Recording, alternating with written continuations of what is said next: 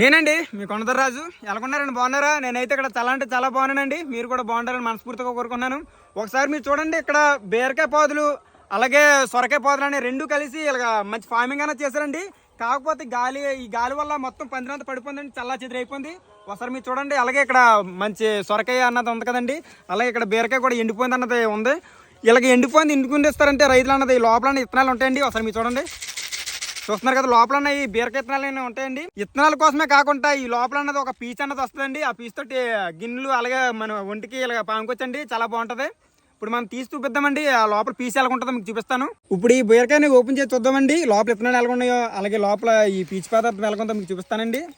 అసలు ఇలాగైతే తిరగట్లేదండి.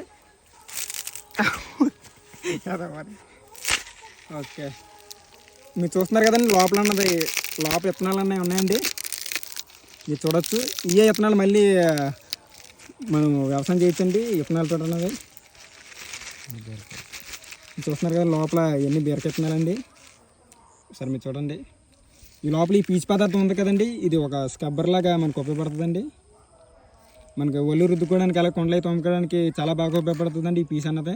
ఈ మధ్యకాలంలోని సూపర్ మార్కెట్లోని డిమార్ట్లోని ఇది అమ్ముతున్నారండి ఈ పీచ్ అన్నది. మీరు ఎప్పుడైనా చూసినట్లయితే కామెంట్ చేసి చెప్పండి. అలాగే ఈ పీచ్ అన్నది కొండలు కానీ అలాగే ఒంటికి అలాగే పాముకొని కానీ ఎప్పుడన్నా మీరు చేసినట్లయితే తప్పకుండా కామెంట్ చేయండి. అలాగే ఈ వీడియో నచ్చినట్లయితే లైక్, షేర్, సబ్స్క్రైబ్ చేయండి. మరి గంట సింబల్ నొక్కండి. ఉంటానండి. ఇట్లు మీ కేడారు కొండదర్రాజు. నమస్కారం, బాయ్.